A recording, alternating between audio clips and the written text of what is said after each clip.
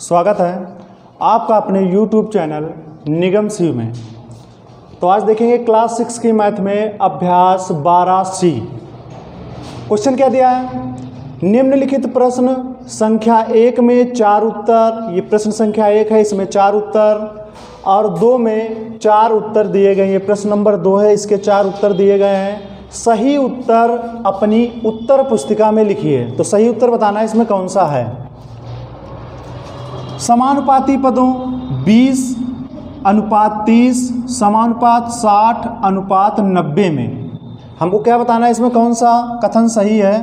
तो यहाँ पर थोड़ा सा देखेंगे, क्वेश्चन में दिया है 20:30 और समानुपात क्या दिया है 60:90। तो इसमें जो ये बाहर वाले पद हैं, किनारे वाले जो पद होते हैं, इन्हें हम बोलते हैं बाह्य पद। बाह्य पद। जो बीच वाले पद हैं इसे हम बोलते हैं मध्य पद। मध्य पद। तो बस इसके बाद अब देखेंगे विकल्पों को क्या है। 20 और 60 मध्य पद है, तो ये रहा 20 और ये रहा 60, क्या मध्य पद हैं? एक बाह्य पद है और एक क्या है मध्य पद। तो ये हमारा कथन क्या हो जाएगा, गलत हो जाएगा। 30 और 90 बाह्य पद है, ये रहा 30 और ये रहा 90, क्या दोनों बाह्य पद है? एक मध्य पद है, एक कैसा है बाह्य पद है, तो ये भी गलत हो जाएगा। 20 और 30 बाह्य पद है, तो यहाँ पर देखेंगे 20 और 30 यहाँ पर है, तो 20-30 एक बाह्य पद है और एक क्या है मध्य पद है, तो ये भी कथन गलत हो जाएगा। 30 और 60 मध्य पद हैं, तो 30 और 60 ये जो है मध्य पद के, इसमें निशान लगाया कि नहीं मध्य पद में, तो मध्य का मतलब होता है बीच में, तो ये दोनों बीच में है, तो इसीलिए मध्य पद है। तो यही कथन हमारा क्या हो जाएगा, सही हो जाएगा। दूसरा पार्ट देखेंगे। 25, 75, 500, 1000 समानुपात में नहीं है क्योंकि।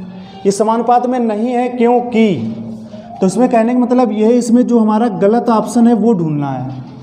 जो गलत ऑप्शन है वो ढूंढना है। तो यहाँ पर देखेंगे क्या है, यहाँ कोई बाह्य पद नहीं है। यहाँ कोई बाह्य पद नहीं है का मतलब, जबकि यहाँ बाह्य पद है।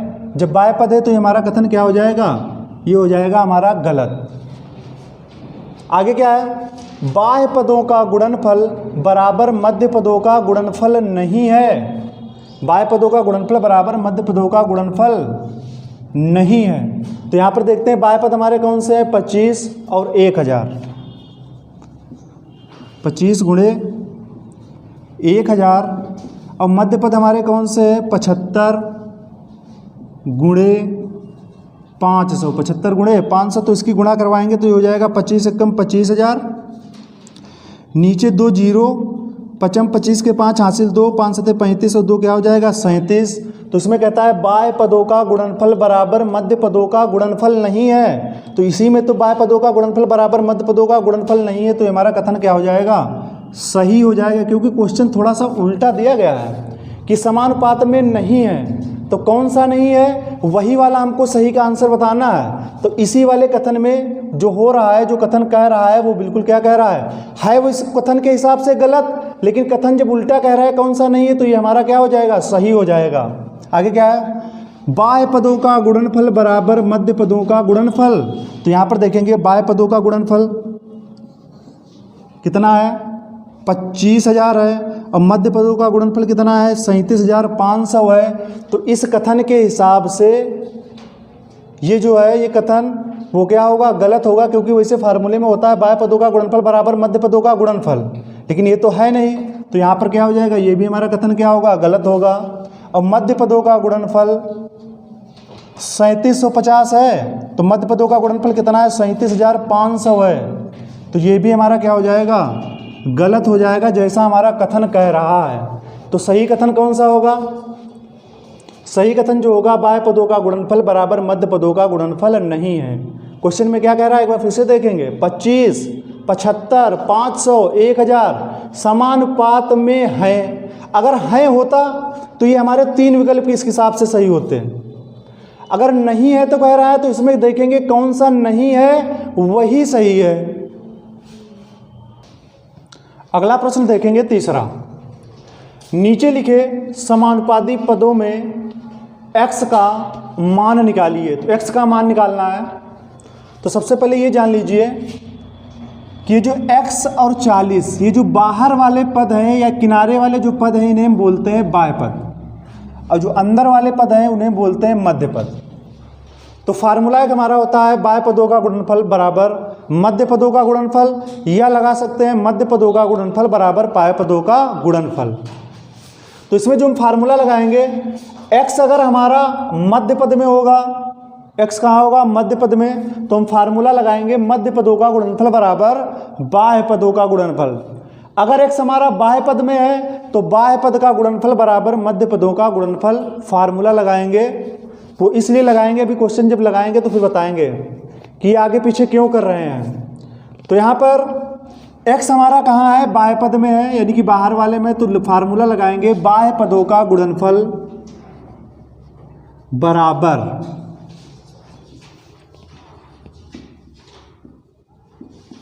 बाह्य पदों का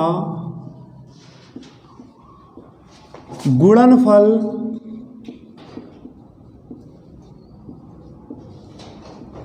बराबर, ये फार्मूला है, बराबर मध्य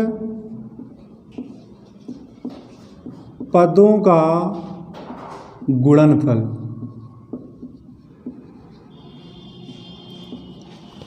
ये कभी कभी फार्मूला मध्य पदों का गुणनफल बराबर बाह्य पदों का गुणनफल भी लगाएंगे। वो कब लगाएंगे, जब x अगर हमारा बाह्य पद में है, तो क्योंकि इसमें बाह्य पद में था तो बाह्य पदों का गुणनफल बराबर मध्य पदों का गुणनफल, अगर मध्य पद में होगा तो मध्य पदों का गुणनफल बराबर बाह्य पदों का गुणनफल। फार्मूला लगाएंगे तो बाह्य पदों का गुणनफल, गुणनफल का मतलब होता है गुणा, और बाह्य पद हमारे कौन से, एक x है और एक क्या है 40, तो ये हो जाएगा x गुणे 40 बराबर, नीचे बराबर लगाएंगे।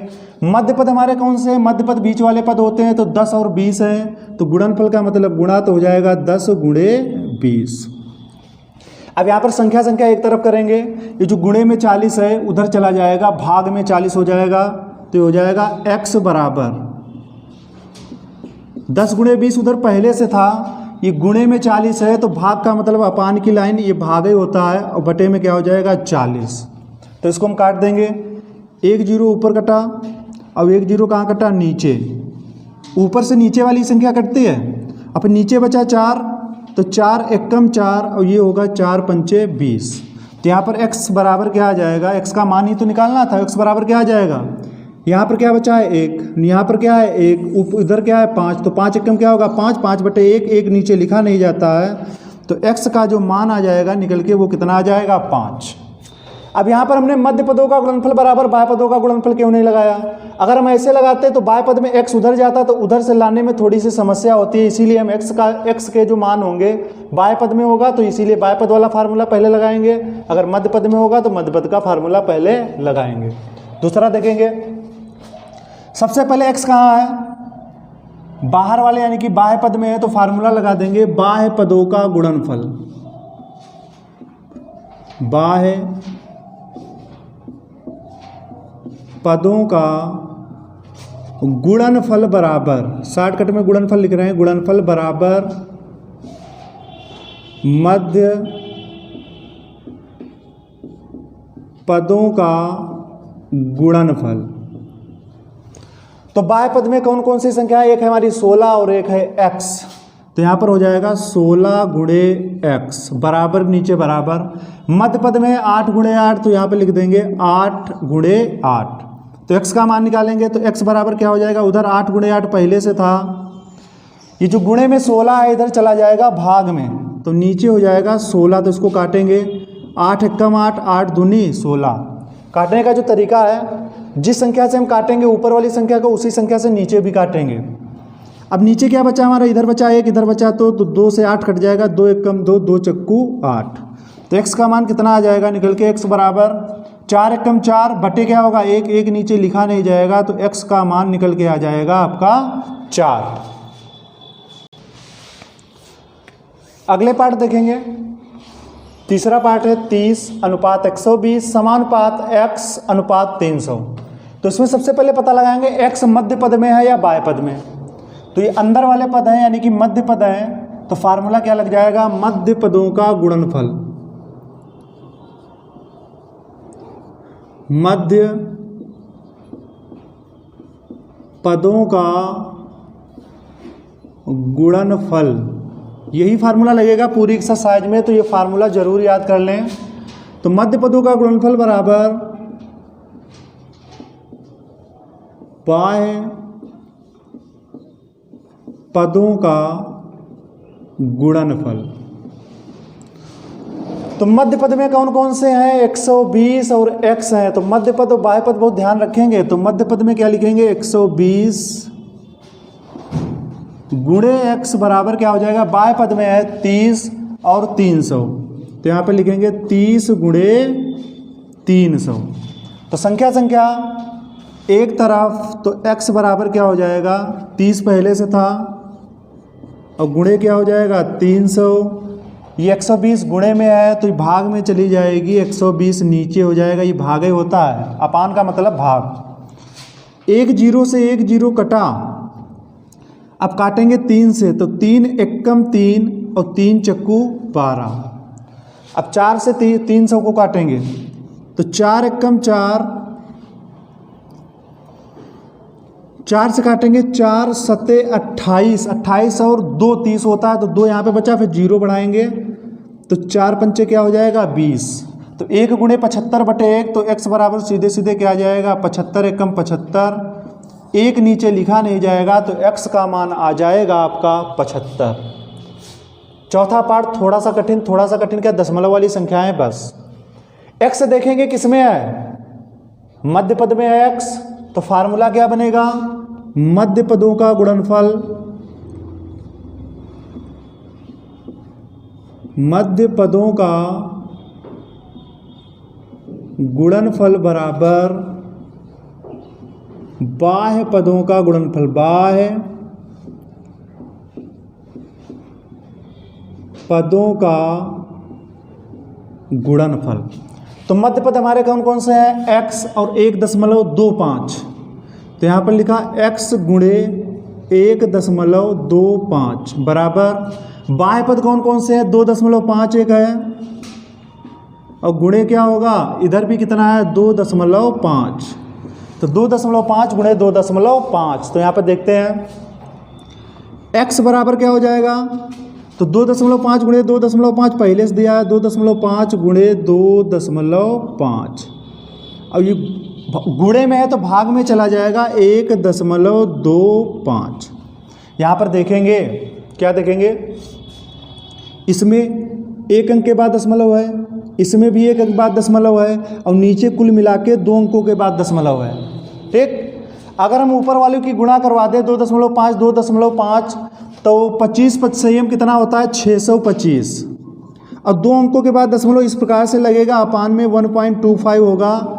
तो 2 अंक के बाद दशमलव ऊपर भी है, 2 अंकों के बाद नीचे भी है, तो दशमलव क्या हो जाएगा? कैंसिल हो जाएगा। तो यहाँ पर हम गुणा ना करवा कर दशमलव ये दोनों हट जाएंगे और ये भी दशमलव हट जाएगा। ऊपर एक अंकों के बाद है और नीचे डायरेक्ट 2 अंकों के बाद है, तो ये दोनों कैंसिल हो जाएंगे, तीनों जो भी है। चाहे तो मल्टीप्लाई करवा के क्रॉस कीजिएगा जैसे हमने किया है।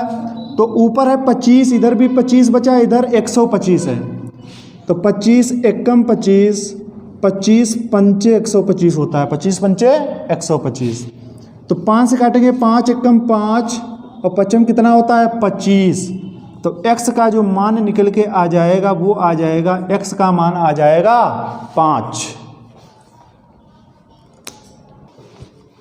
अगला प्रश्न देखेंगे, चौथा प्रश्न है कि निम्नांकित कथन सत्य है या असत्य, यानी कि सही गलत बताना है, सही और गलत। तो पहला पार्ट है कि 1:2 समानुपात 20:40।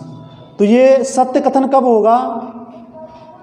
जब बाह्य पदों का गुणनफल और मध्य पदों का गुणनफल अगर बराबर है तो हमारा कथन सत्य होगा, और नहीं तो क्या हो जाएगा? असत्य हो जाएगा। तो 40 और 1 की गुणा, ये बाह्य पद है, 40 से कम 40 होगा, और 20 दूना कितना हो जाएगा? 40 होगा। तो बाह्य पदों का गुणनफल बराबर मध्य पदों का गुणनफल है, तो ये कथन हमारा सत्य हो जाएगा। अगला क्या है? अनुपात 3:4 और अनुपात 3:5, यानी कि जब इसको समानुपात में लिखेंगे तो 3:4 समानुपात 3:5। तो इसकी जब हम बाह्य पदों की गुणा करवाएंगे तो 5 तियाँ कितना होगा 15, और जो मध्य पदों की गुणा कराएंगे तो 4 तियाँ कितना हो जाएगा 12। यानी कि बाह्य पदों का गुणनफल बराबर मध्य पदों का गुणनफल नहीं है, तो इसीलिए ये कथन जो होगा वो हो जाएगा असत्य। यहाँ पर अगला पार्ट, 3 पुस्तकें 12 भैंसे और 4 गाय 16 क्या है कलम है। तो यहाँ पर आपको गुणा करवाने की ज़रूरत नहीं है। तो यहाँ पर क्या देखेंगे, यहाँ पर दिया है पुस्तकें और ये दिया है भैंसे, तो यहाँ पर भी पुस्तकें होनी चाहिए थी, यहाँ पर भी क्या होना चाहिए था भैंसे। यहाँ पर हमारे पास केवल अंक थे, इसमें कुछ नहीं देखा है, गुणा करवानी पड़ेगी। लेकिन पुस्तकें भैंसे यहाँ पर दिया है तो यहाँ पर भी पुस्तकें और भैंसे ही होना चाहिए। अगर यहाँ पर गाय कलम है तो ये भी गाय और कलम होना चाहिए। अगर यहाँ पर ये जो हमारे जो मात्रक दिए गए हैं पुस्तकें भैंसे और गाय कलम ये बराबर नहीं है, तो इसीलिए ये सीधे सीधे कथन जो हो जाएगा वो हो जाएगा आपका असत्य। असत्य का मतलब है गलत। अगर अब 16 तियाँ 48, 12 चौक 48 अंक तो बराबर हो रहे हैं, लेकिन यहाँ पर मात्रक ही गड़बड़ दिए हैं तो यहाँ पर कुछ नहीं होगा, तो यहाँ पर सीधे सीधे असत्य लिख देंगे। 4 पद समानुपात में तभी होंगे जब चरम पदों का गुणनफल बराबर मध्य पदों का गुणनफल। यहाँ पे चरम पद दिया है तो इसमें कंफ्यूज ना होना, इसका मतलब यही होता है कि बाह्य, चरम का मतलब होता है बाह्य। तो 4 पद समानुपात में तभी होते हैं जब बाह्य पदों का गुणनफल बराबर मध्य पदों का गुणनफल होता है, ये हमारा फार्मूला है। तो यहाँ पर कथन क्या हो जाएगा हमारा सत्य हो जाएगा। इसको असत्य ना समझ लेना चरम को देखकर, चरम का मतलब बाह्य ही होता है। तो इसके बाद देखेंगे अगला प्रश्न। अगला प्रश्न देखेंगे पांचवा प्रश्न क्या है, एक आयताकार कमरे की लंबाई और चौड़ाई में 5:4 का अनुपात है। यदि कमरे की लंबाई 15 मीटर हो तो चौड़ाई बताओ। तो क्या बताना है चौड़ाई। तो यहाँ पर मानेंगे, माना और क्या माना, कमरा हमारा कैसा है आयताकार है, तो आयताकार माना आयताकार कमरे की चौड़ाई बराबर, माना आयताकार कमरे की चौड़ाई बराबर x। माना आयताकार कमरे की चौड़ाई बराबर x। अब क्वेश्चन में क्या दिया है वो लिख लेंगे। तो एक आयताकार कमरे की लंबाई और चौड़ाई में अनुपात दिया है, तो यहाँ पर लिखेंगे लंबाई और चौड़ाई में अनुपात।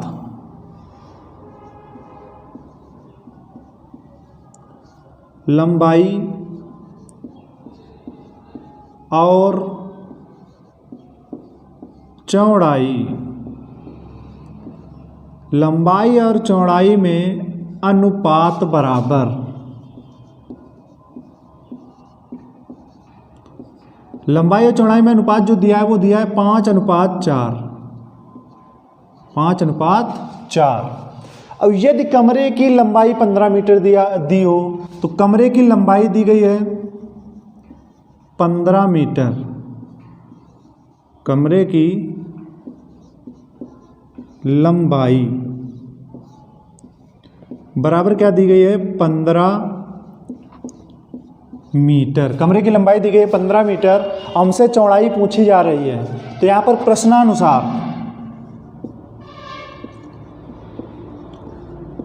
प्रश्नानुसार से, या यहाँ पर कहेंगे प्रश्नानुसार की जगह पर लिख लेंगे समानुपात में, इसको लिखेंगे प्रश्न के हिसाब से लिखेंगे समानुपात में। तो समानुपात में कैसे लिखते हैं तो पहले ये जान लीजिएगा। यहाँ पर दिया गया है हमको एक आयताकार कमरे की लंबाई और चौड़ाई में अनुपात, यानी कि लंबाई और चौड़ाई अनुपात में दी गई है। तो आगे जो कुछ भी दिया होगा लंबाई चौड़ाई फिर समानुपात फिर लंबाई फिर चौड़ाई, इस तरीके से लिखेंगे। तो लंबाई और चौड़ाई में अनुपात दिया गया है हमको 5:4। 5:4 फिर समानुपात होगा, यानी कि ये लंबाई है और ये चौड़ाई है, फिर आगे लंबाई आएगी, ये तो हो गया। और लंबाई आएगी तो लंबाई कितनी दी है 15 मीटर, अनुपात लगेगा। और फिर चौड़ाई आएगी, हमने चौड़ाई कितनी मानी थी यहाँ पर x मानी थी, अब इस तरीके से जब क्वेश्चन बन जाता है तो x का मान निकालना तो आपको बहुत अच्छी तरीके से आता होगा, क्योंकि इसके पहले आप क्वेश्चन में कर चुके हो। तो x कहाँ पर है, ये बाह्य पद में है या मध्य पद में है, तो ये है हमारा बाह्य पद में। तो फार्मूला क्या बनेगा हमारा, फार्मूला जो बनेगा वो बनेगा बाह्य पदों का गुणनफल बराबर, बाह्य पदों का गुणनफल को शॉर्टकट में लिखा है तो बाह्य पदों का गुणनफल बराबर मध्य पदों का गुणनफल। ये x हम हमेशा इधर रखेंगे, उधर रखने से थोड़ा सा पक्षांतरण में आप लोग गड़बड़ कर सकते हो, तो इसीलिए x हम बाईं तरफ ही रखेंगे। तो बाह्य पद कौन कौन से, 5 और x है, तो यहाँ पे लिखेंगे 5 गुणे x बराबर, मध्य पद कौन से हैं, 4 गुणे 15 मीटर, 4 गुणे 15 और साथ में क्या है मीटर। तो संख्या एक तरफ जाएगी तो ये हो जाएगा हमारा x बराबर 4 गुणे 15 मीटर और बटे में क्या हो जाएगा, ये 5 गुणे में है तो इधर आ जाएगा भाग में। तो काटेंगे 5 कम 5, 5 तियाँ 15, तो x बराबर कितना आ जाएगा, x जो आ जाएगा वो हमारा 4 तियाँ कितना होगा 12 और 12 क्या हो जाएगा मीटर, 12 क्या होगा मीटर। तो ये जो हमारा x का मान आया है, जो हमने माना क्या था, यही हमारी जो होगी वो कमरे की क्या होगी चौड़ाई। तो यहाँ पर लिख देंगे अतः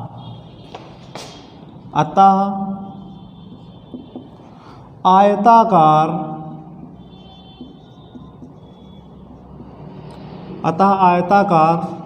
कमरे की चौड़ाई बराबर,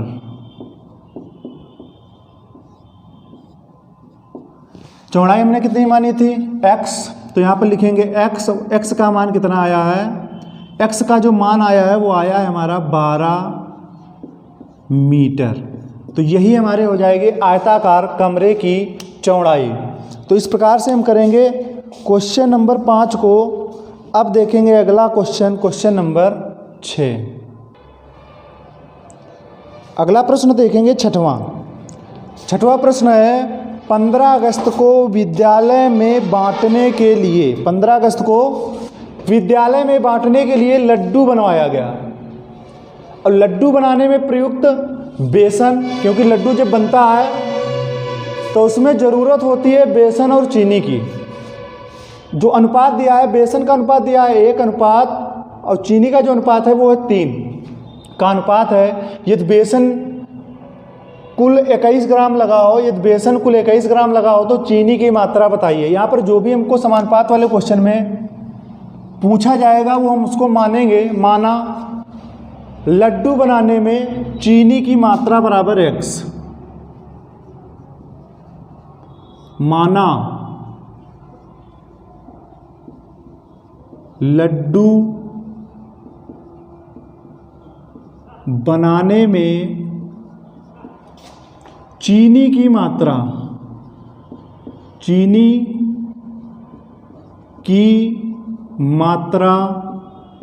बराबर x। और हमको क्वेश्चन में क्या दिया है कि लड्डू बनाने में प्रयुक्त बेसन और चीनी में 1:3 का अनुपात है और बेसन की कुल मात्रा भी दी गई है। आप चाहो तो यहाँ पर क्वेश्चन में लिख सकते हो, जैसे पिछले क्वेश्चन में लिखा था, ये यहाँ पर माना लड्डू बनाने में चीनी की मात्रा कितनी हो गई x, तो यहाँ पर हम लिख देंगे समानुपात में, क्योंकि जो हम लिख रहे थे वो वाला वो क्वेश्चन में दिया था। जब दिया था तो चाहो तो जिस प्रकार से हमने पहले वाले में लिखा था उस तरीके से लिख लेंगे। लिखेंगे क्या, अगर 2 लाइन बढ़ाना चाहेंगे तो लड्डू बनाने में प्रयुक्त बेसन और चीनी में अनुपात बराबर 1:3, ये एक लाइन होगी। और बेसन की यानी कि लड्डू बनाने में बेसन की मात्रा बराबर 21 ग्राम, ये लग जाएगा दूसरी लाइन। फिर लिखेंगे समानुपात में, तो यहाँ पर समानुपात में लिख रहे हैं। यहाँ पर जो नहीं दिया था वो हमने मान लिया है। समानुपात में क्या दिया अनुपात, बेसन चीनी का दिया है, तो आगे भी बेसन चीनी फिर समानुपात, फिर बेसन का रखेंगे, फिर क्या रखेंगे चीनी, यानी कि बेसन चीनी। तो बेसन और चीनी 1:3 का है, तो यहाँ पर लिखेंगे 1:3। ये बेसन चीनी का हुआ, फिर समानुपात लगाएंगे, फिर बेसन चीनी रखेंगे। बेसन बेसन कुल लगा हो अब की बार 21 ग्राम, तो यहाँ पर लिखेंगे 21 अनुपात, और चीनी फिर रखेंगे, चीनी क्या है हमारी x, चीनी क्या है x, और 21 क्या है हमारा ग्राम। तो यहाँ पर चाहे ग्राम लगा लीजिएगा, ग्राम यहाँ पर जब लगा था तो आंसर में सब ग्राम होता चला जाएगा, या x का जो मान आएगा वो हमारा ग्राम में ही होगा। तो यहाँ पर 1:3 समानुपात 21 अनुपात x हम लिख देंगे। अब की बार जैसे पीछे लिखा था वैसे नहीं लिखा है, तो यहाँ पर हमने ग्राम हटा दिया है, और इसके पहले में 2 लाइनें थी वो भी हमने हटा दी है। तो आप चाहो तो उसमें उस वाले क्वेश्चन में भी 2 लाइनें हटा सकते हो, इस तरीके से कर सकते हो। तो समानुपात में x देखेंगे किसमें है, x किसमें है, बाह्य पद, तो फार्मूला क्या लगेगा हमारा, बाह्य पदों का गुणनफल। इस प्रकार से हम क्वेश्चन को छोटा कर सकते हैं अगर चाहो तो बाह्य पदों का गुणनफल और बराबर क्या होगा, मध्य पदों का गुणनफल, मध्य पदों का गुणनफल। तो बाह्य पद में कौन कौन से, 1 और x है, तो 1 गुणे x बराबर 3 गुणे 21। तो x बराबर क्या हो जाएगा, 3 गुणे 21 पहले से था उधर, 1 गुणे में है आ जाएगा भाग में, तो x बराबर हो जाएगा 21 तिया 63 बटे 1 नीचे लिखा नहीं जाएगा, ये हमारा आ जाएगा x का मान। तो जो हमने माना था वही वाली लाइन माना की जगह पर हो जाएगा अतः में क्या लिखेंगे, लड्डू बनाने में, अतः लड्डू बनाने में चीनी की मात्रा,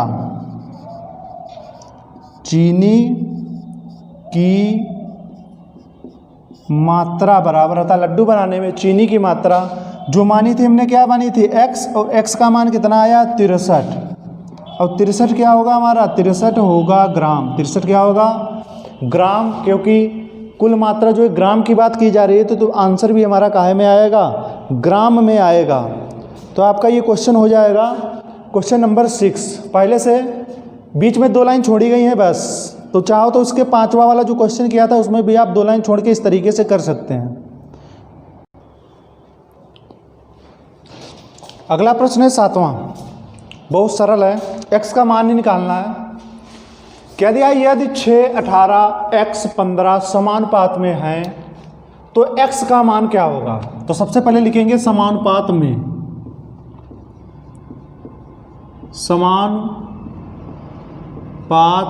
में, समानुपात में लिखा कैसे जाता है, पहला अनुपात यानी कि 6 अनुपात, फिर दूसरी वाली संख्या 18, फिर समानुपात, फिर तीसरा पद कौन सा है x, फिर अनुपात, और फिर क्या चौथा पद हो जाएगा 15।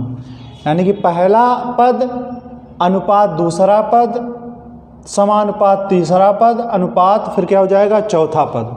तो x किस में है, मध्य वाले में है, तो फार्मूला कौन सा बनेगा, मध्य पदों का गुणनफल, मध्य पदों का गुणनफल बराबर बाह्य पदों का गुणनफल, बाह्य पदों का गुणनफल। इसमें रख लेंगे मान और हल कर लेंगे, x का मान निकल के आ जाएगा। मध्य पद 18 गुणे x है, तो ये लिखेंगे 18 गुणे x बराबर बाह्य पद है 6 गुणे 15।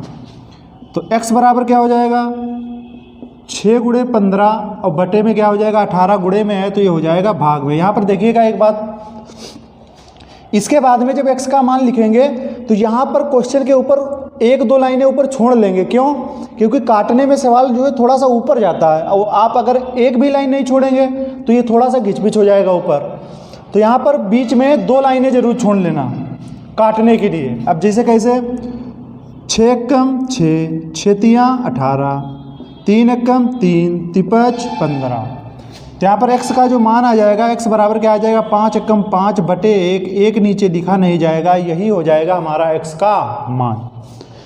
तो ये आपका प्रश्न हो जाता है। इसके बाद देखेंगे अगला प्रश्न,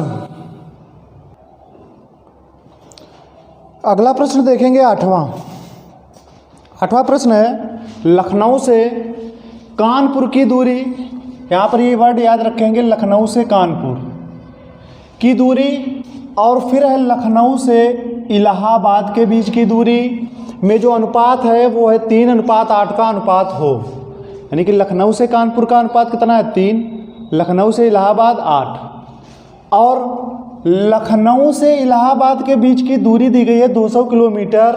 तो लखनऊ से कानपुर के बीच की दूरी क्या होगी, तो जो हमको से पूछा जा रहा है वो मानेंगे। माना लखनऊ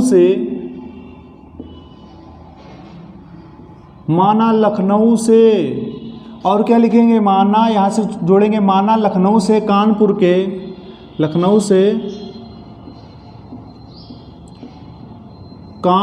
के बीच की दूरी,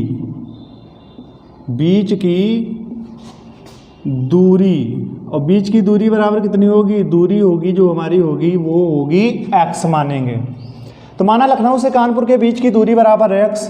अब चाहो तो यहाँ पर लाइन बढ़ा सकते हैं कि लाइन लखनऊ से कानपुर की दूरी और लखनऊ से इलाहाबाद के बीच की दूरी का अनुपात बराबर लिख सकते हैं 3:8। लखनऊ से इलाहाबाद के बीच की दूरी लिख सकते हैं 200, फिर लिखेंगे समानुपात में। तो हम ये दो लाइनें ना लिखकर लिखेंगे समानुपात में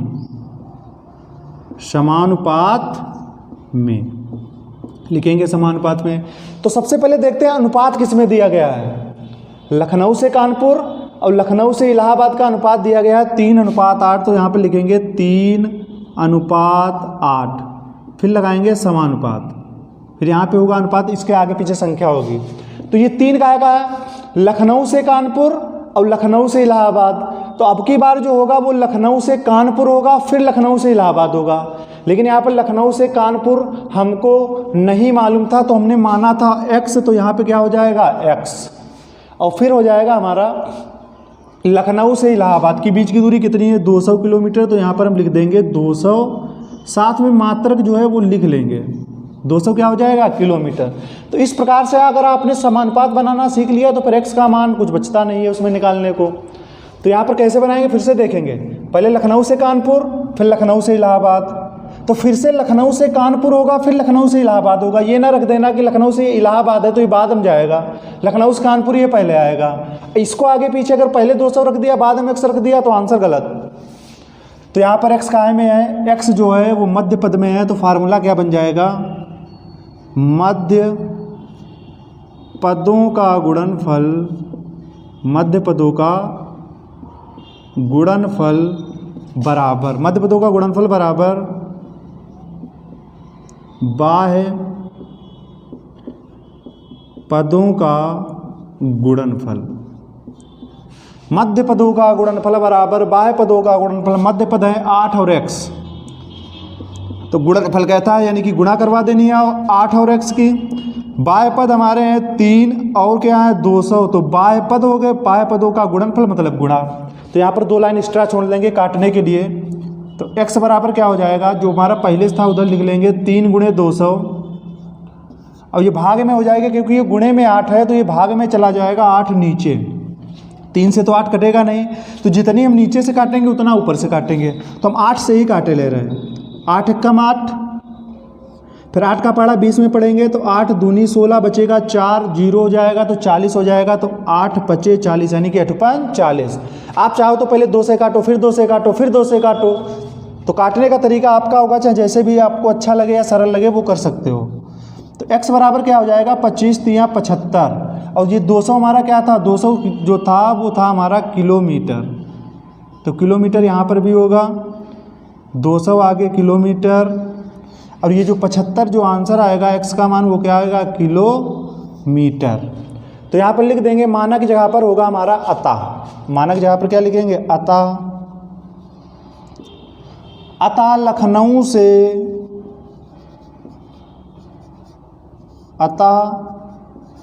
लखनऊ से कानपुर के बीच की दूरी, कानपुर के बीच की दूरी हमने मानी थी x, और जो x का मान आया है वो आया है 75 किलोमीटर।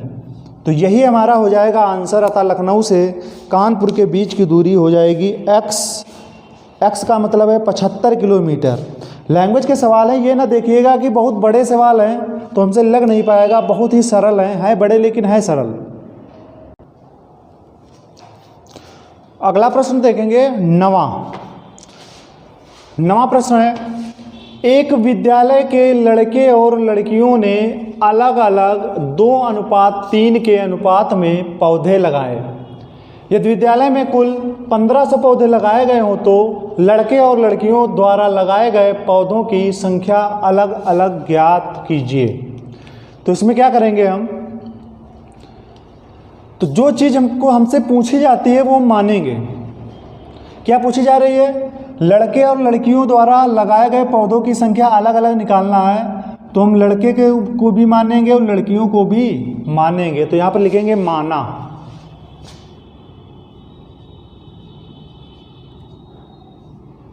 और क्या माना, एक विद्यालय के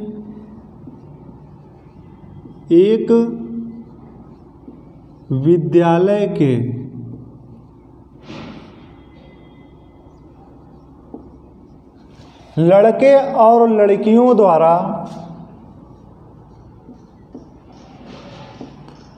एक विद्यालय के लड़के और लड़कियों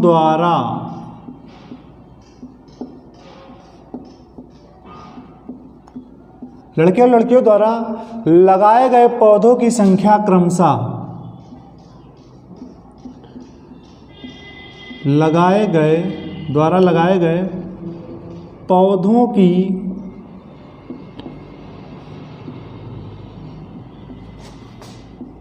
संख्या क्रमशः। अब मानेंगे कैसे, लड़के और लड़कियों का जो अनुपात दिया था, लड़के का था 2 और लड़कियों का कितना था 3। लड़कों का था 2, लड़कियों का कितना था 3। तो माना एक विद्यालय के लड़के और लड़कियों द्वारा लगाए गए पौधों की संख्या क्रमशः, लड़कों का दिया था 2 तो मानेंगे हम 2x तथा लड़कियों का जो अनुपात दिया था वो दिया था 3, तो यहाँ पे लिखेंगे 3x है। माना एक विद्यालय के लड़के और लड़कियों द्वारा लगाए गए पौधों की संख्या क्रमशः 2x तथा 3x है। तो यहाँ पर ये वाला उस तरीके से नहीं लगाना है कि लड़के लड़कियों का अनुपात दिया है, फिर लड़कों द्वारा लगाए गए पौधों की संख्या नहीं दिया है कि लड़की कुल पौधे ये दिए हैं और फिर लड़कियों के द्वारा पूछा नहीं जा रहा है। तो उस तरीके से हमारा ये क्वेश्चन नहीं लगेगा जिस तरीके से आप सोच रहे हैं। तो माना एक विद्यालय के लड़के और लड़कियों द्वारा लगाए गए पौधों की संख्या क्रमशः 2x तथा 3x मानी। अब प्रश्न के हिसाब से समीकरण क्या बनेगी, प्रश्नानुसार या लिख सकते हैं प्रश्न से। तो प्रश्न से जो समीकरण बनेगी, हमसे कहा जा रहा है कि लड़के और लड़कियों ने अलग अलग अनुपात में पौधे लगाए, लेकिन जो कुल लगाए गए हैं 1500 पौधे लगाए गए, लेकिन हमने माना ये था कि जो लड़के पौधे लगाता है वो 2x लगाता है और लड़कियां जो लगाती हैं 3x। तो इन दोनों का जो योग होगा वो होगा 1500, क्योंकि लड़के और प्लस लड़कियां जो लगाती हैं वो पौधे कितने लगाते हैं 1500। तो यहाँ पर हम जो समीकरण बनेगी 2x और प्लस 3x बराबर हो जाएगा 1500, और 1500 क्या पौधे। तो 2x प्लस 3x बराबर 1500, ये हमारी बनेगी समीकरण, क्योंकि लड़के और लड़कियों द्वारा जो पौधे लगाए गए हैं इन दोनों का योग ही तो होगा हमारे कुल पौधे। तो ये हमारी समीकरण बनेगी। अब यहाँ पर निकालेंगे x का मान, 2x में 3x जुड़ेगा तो होगा 5x और 5x बराबर हो जाएगा 1500। तो x बराबर 1500 उधर पहले से था, अंक एक तरफ करेंगे, ये इसके बीच में कुछ निशान नहीं है तो मल्टीप्लाई का माना जाएगा। मल्टीप्लाई मतलब गुणा, जब गुणा का माना जाएगा जो इधर हो जाएगा तो हो जाएगा भाग का। काटेंगे 5 एकम 5, 5 का पढ़ा एकम जाएगा नहीं, 15 में पढ़ेंगे तो 5 3 15, फिर 2 जीरो हैं तो 2 जीरो बढ़ जाएंगे। तो x का जो मान आ जाएगा वो आ जाएगा 300। x का जो मान आएगा वो क्या आएगा 300। तो यहाँ पर लिखेंगे अतः क्या लिखेंगे, अतः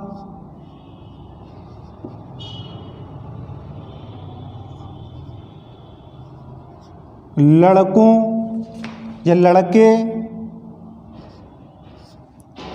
और इसी में मान रख लेंगे या अलग अलग कर लेंगे। अतः एक विद्यालय के लड़के और लड़कियों द्वारा लगाए गए पौधों की संख्या ये तथा ये है, इस तरीके से लिख लेंगे या अलग अलग निकाल लेंगे। लड़के और लड़कियों द्वारा लगाए गए पौधों की संख्या अलग अलग निकालिए। तो लड़के द्वारा लगाए गए पौधों की संख्या, अतः लड़के या लड़कों द्वारा लगाए गए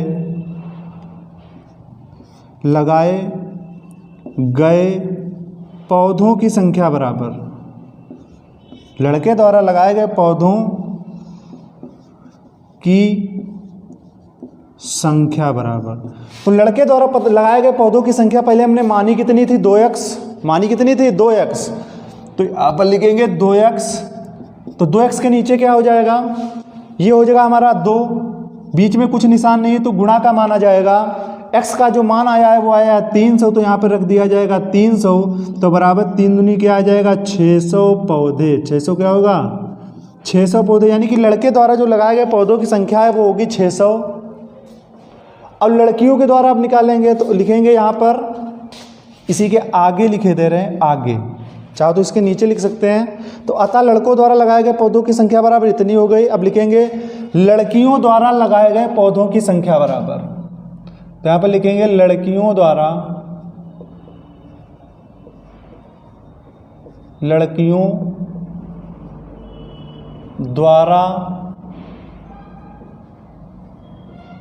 लगाए गए पौधों की संख्या, लड़कियों द्वारा लगाए गए पौधों की संख्या बराबर, और लड़कियों द्वारा जो लगाए गए पौधों की संख्या हमने मानी कितनी थी 3x, तो यहाँ पर बराबर नीचे बराबर 3, ये हो जाएगा गुणा x का मान आया है 300, x का मान कितना आया है 300, तो 3 तिया 9, 900 क्या हो जाएगा पौधे। यानी कि जो लड़कियों द्वारा लगाए गए पौधों की संख्या है वो निकल के आ गई है 900, और लड़कों की कितनी आई थी 600। यही इस प्रश्न का हल होगा। तो इस तरीके से करेंगे क्वेश्चन नंबर 9 को। अगला प्रश्न है 10वां प्रश्न है, कल्लू ने ₹70 में 10 किलोग्राम अमरूद बेचे और तथा आरिफ ने 5 किलोग्राम अमरूद ₹35 में बेचे। किसका अमरूद सस्ता है? तो किसका अमरूद सस्ता है निकालने के लिए हमको निकालना पड़ेगा कि 10 किलोग्राम जब 70 में बेचता है तो 1 किलोग्राम का हमको मूल्य निकालना पड़ेगा इस क्वेश्चन को बताने के लिए। अब यदि ऐसा है तो वे किस भाव में अमरूद बेच रहे हैं, तो इसका भी क्वेश्चन आपको इसी प्रकार से देना है कि 1 किलोग्राम जब अमरूद का मूल्य मालूम होगा दोनों लोगों का, तो हमको मालूम हो जाएगा कि वो किस भाव में अमरूद बेच रहे हैं। अब क्या दोनों अमरूद एक ही भाव में बेच रहे हैं ये भी बताना है, हाँ या नहीं में ये भी उत्तर देना है। तो यहाँ पर सबसे पहले कल्लू का हिसाब लगाते हैं, फिर लगाते हैं आरिफ का। तो कल्लू ने 10 किलोग्राम अमरूद बेचे बराबर 70 रुपये में।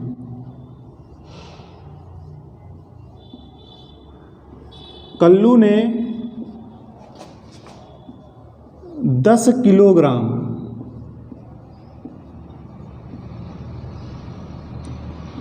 अमरूद बेचे बराबर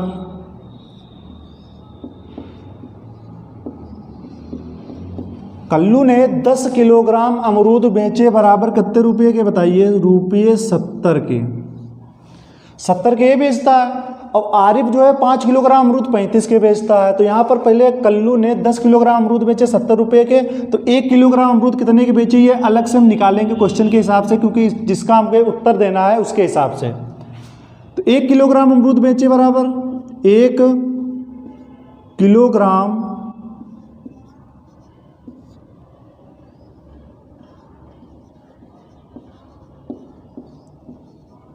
अमरूद का मूल्य बराबर, तो 1 किलोग्राम अमरूद का मूल्य निकाल लेंगे।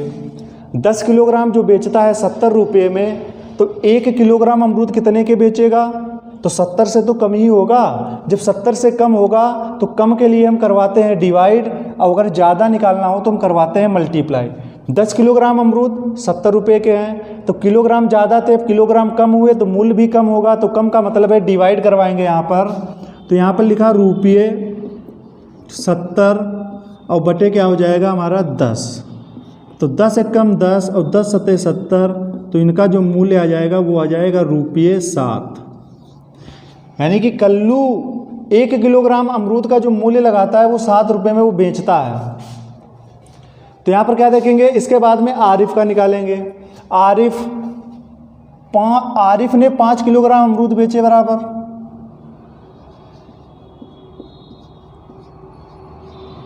आरिफ ने 5 किलोग्राम अमरूद बेचे बराबर, अमरूद बेचे बराबर कितने रुपए के बेचता है, ₹35 के। तो 35 के बेचता है, तो 1 किलोग्राम अमरूद का मूल्य क्या हो जाएगा, 1 किलोग्राम अमरूद का मूल्य बराबर। तो जिस प्रकार से कल्लू बेचता था 10 किलोग्राम अमरूद ₹70 के, तो 1 किलोग्राम अमरूद का मूल्य डिवाइड करवा दिया था, इसमें भी डिवाइड करवाना पड़ेगा ₹35 को 5 से। तो ₹35 और बट्टे क्या हो जाएगा 5, तो 5 कम 5, 5 सत्ते 35, 7/1 बराबर हो जाएगा ₹7। तो कल्लू जो अमरूद बेचता है वो भी ₹7 में बेचता है, और आरिफ जो बेचता है वो भी कितने रुपए में बेचता है, ₹7 में बेचता है। तो यहाँ पर अब हम क्वेश्चन का उत्तर देंगे, तो यहाँ पर लिखेंगे अतः, क्योंकि अब हमको पूर्ण जानकारी हो चुकी है। कहता है किसका अमरूद सस्ता है, किसका अमरूद सस्ता है, तो दोनों का अमरूद बराबर है, किसी का भी सस्ता नहीं है। तो लिखेंगे अतः दोनों के अमरूद, अतः दोनों के अमरूद समान भाव के हैं, दोनों के अमरूद समान भाव के हैं। समान भाव के मतलब इनका जो मूल्य है वो दोनों को क्या है, बराबर है, अतः दोनों के अमरूद समान भाव के हैं। आगे, यदि ऐसा है तो वे किस भाव में अमरूद बेच रहे हैं, तो लिखेंगे वे दोनों के, तथा क्या लिखेंगे, वे दोनों ₹7 किस भाव में अमरूद बेच रहे हैं, तो ₹7, ₹7 प्रति किलोग्राम। ये पर का निशान लगा देंगे, पर किलोग्राम, ₹7 प्रति किलोग्राम के भाव में,